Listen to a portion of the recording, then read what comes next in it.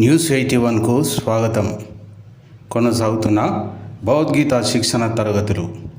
జైత్యాల పట్టణంలోని మార్కండేయ దేవాలయంలో టీటీడీ హిందూ ధర్మ ప్రచార పరిషత్ జైత్యాల ఇన్ఛార్జ్ ఆగ్బత్తిని శ్రీనివాస్, పద్మశాలి సేవా సంఘం అధ్యక్షులు భోగ చిన్నగంగాధర్, ఆలయ ప్రధాన కార్యదర్శి గాదాసు రాజేందర్, కోశాధికారి కొక్కుల ప్రభాకర్, గీతా సత్సంగం ప్రధాన కార్యదర్శి పాంపట్టి రవీందర్ గార్ల ఆధ్వర్యంలో ఘనంగా జరుగుతున్న భగవద్గీత శిక్షణ తరగతులు ఈనాటితో 4వ రోజుకు చేరుకున్నాయి.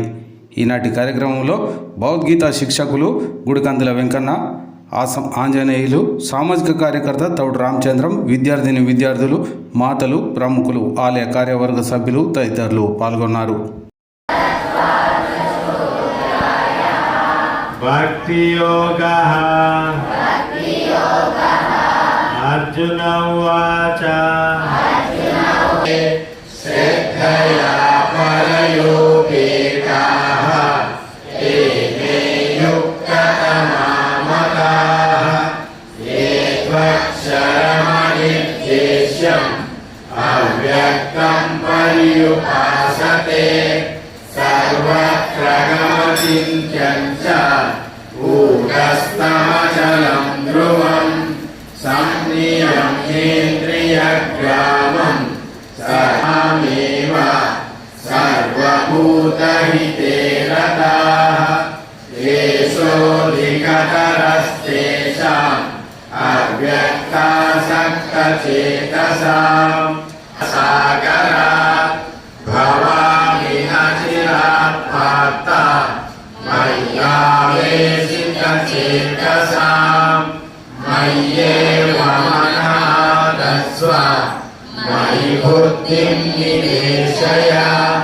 నివసిష్యసి మయ్యేవ అత ఊర్ధ్వం న సంశయః అత చిత్తం తతః మామిచ్ఛాప్తుం ధనంజయ అభ్యాసేభ్యసమర్థోసి మత్కర్భ్యశక్తోసి అచైతదభ్యశక్తోసి కర్తుం మద్యోగమాశ్రితః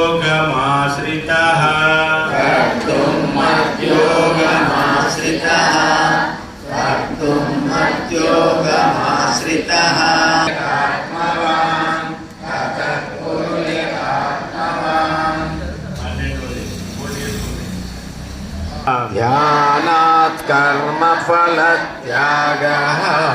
ధ్యానాత్ కర్మఫలత్యాగః త్యాగాశ్చాంతిరనంతరం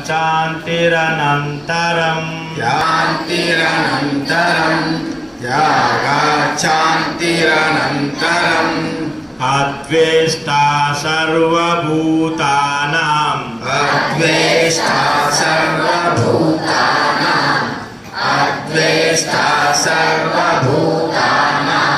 మైత్రః కరుణ ఏవ చ సుఖక్షమీ సంతుష్టః యస్మాన్నో ద్విజతే లోకః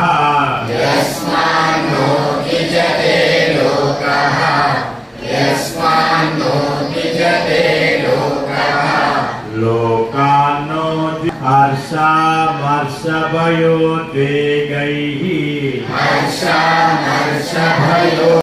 యోగ విత్తమా శ్రీ భగవానువాచ మయ్యావేశమనో ఏ మాం నిత్యయుక్త ఉపాసతే శ్రద్ధయా పరయోపేతాః తే పర్యుపాసతే ఏ చాప్యక్షరమవ్యక్తం తేషాం కే యోగ విత్తమా. శ్రీ భగవాన్ ఉవాచ మయ్యావేశ్యమనో ఏవాం నిత్యయుక్త ఉపాసతే శ్రద్ధయా పరయోపేతాః తే మే యుక్తతమా మతాః ఏ త్వక్షరమనిర్దేశ్యం అవ్యక్తం పర్యుపాసతే సర్వత్ర గమచింత్యం చ కూటస్థమచలం ధ్రువం సంనియమ్యేంద్రియగ్రామం తత్ర సమబుద్ధయః ते प्राप्नुवन्ति मामेव सर्वभूतहिते रताः क्लेशोऽधिकतरस्तेषाम् अव्यक्तां सक्तचेतसाम् अव्यक्ता हि गतिर्दुःखं देहवद्भिरवाप्यतु सर्वाणि कर्माणि मयि सन्न्यस्य मत्पराः अनन्येनैव योगेन मां ध्यायन्त उपासते एवं सततयुक्ता ये भक्ता स्वां पर्युपासते ये चाप्यक्षरमव्यक्तं तेषां के योगवित्तमा श्रीभगवान् उवाच मय्यावेश्य मनो ये मां ता उपासते श्रद्धया परयोपेताः ते मे युक्ततमा मताः ये त्वक्षरमनिर्देश्यम् अव्यक्तं पर्युपासते कदरस्तेषाम् अव्यक्तासक्तचेतसाम् अव्यक्ता हि गतिर्दुःखं देहवद्भिरवाप्यते ये तु सर्वाणि कर्माणि तेषां के योगवित्तमः श्रीभगवानुवाच मय्यावेश्यमनो ये मां नित्ययुक्ता उपासते श्रद्धया परयोपेताः ते मे युक्ततमा मताः अव्यक्तं त्रगमचिन्त्यं च गूढस्थमचलं ध्रुवम् संनियम्येन्द्रियग्रामं सर्वत्र समबुद्धयः ते प्राप्नुवन्ति मामेव सर्वभूतहिते रताः क्लेशोऽधिकतरस्तेषाम् अव्यक्तासक्तचेतसाम् अव्यक्ता हि गतिर्दुःखं देहवद्भिरवाप्यते ये तु सर्वाणि कर्माणि मयि सन्न्यस्य मत्परा सागरा भवामि न चिरात् पार्थ मय्यावेशितचेतसाम् मय्येव मन आदस्त्व मयि बुद्धिं निवेशय निवसिष्यसि मय्येव त्वं न संशयः अदचित्तं समादातुं न शक्नोषि मयि स्थिरम् अभ्यासयोगेन ततः फलत्यागं ततः कुरु यतात्मवान् ज्ञानं परिविशिष्यते ध्यानात् कर्मफलत्यागः त्यागच्छान्तिरनन्तरम् आद्वेष्टा सर्वभूतानां मैत्र करुण एव च निर्ममो सुखाक्षमी सन्तुष्टः सततं योगी यतात्मा दृढनिश्चयः సంసారం అనే వల లోపల మేము మాయ లోపల చిక్కుకుంటాం కదా అందరము. ఎలా మరి చిక్కుకోకుండా ఉండాలంటే ఎలా అని అడిగాడంట. అంటే మాయ వలలో అని అంటే మీకు కూడా వర్తిస్తుంది.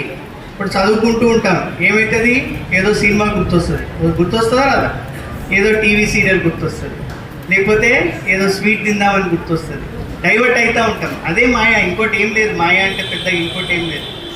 ఇవన్నీ కాదు. రేపు పొద్దున ఇక్కడ చెరువు దగ్గరికి రా అని చెప్పాడంట. ఆయన పొద్దున్నే వచ్చే గురువుగారు కూడా అక్కడే ఉన్నారు. పొద్దున్నే చెరువు దగ్గర ఇంకెవరు వస్తారు, ఏం చేస్తారు, చెరువులో చేపలు పడతారు. కరెక్ట్, చాలా క్లెవర్ ఉన్నాడు. అయితే బేస్తాయన వచ్చి వల తీసుకొని వచ్చి కొద్దిగా నీళ్ళ లోపలికి వెళ్ళి వల దూరంగా విసిరాడు. విసిరితే ఏమైంది, దాంట్లో కొద్దిసేపటికి చేపలన్నీ పడిన తర్వాత ఆయన గురువుగారు చెప్పారు, ఎవరైతే క్వశ్చన్ అడిగినరో మా వలలో పడకుండా ఎలా ఉండాలి అంటే, ఆయనను పిలిచి ఆ బేస్తవని కాళ్ళ దగ్గర చాలా చేపలు ఉన్నాయి, అవి వలలో పడ్డాయా, పడలేదు. ఎక్కడి పడినాయి, దూరం ఉన్నాయి చేపలు, వలలో పడ్డాయి.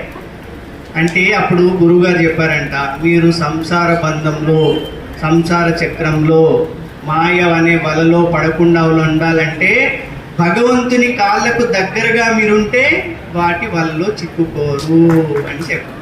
ఎప్పుడు భగవంతుని దగ్గర రావాలి, ఎప్పుడు టైం దొరికినా గుడికి వెళ్ళాలి.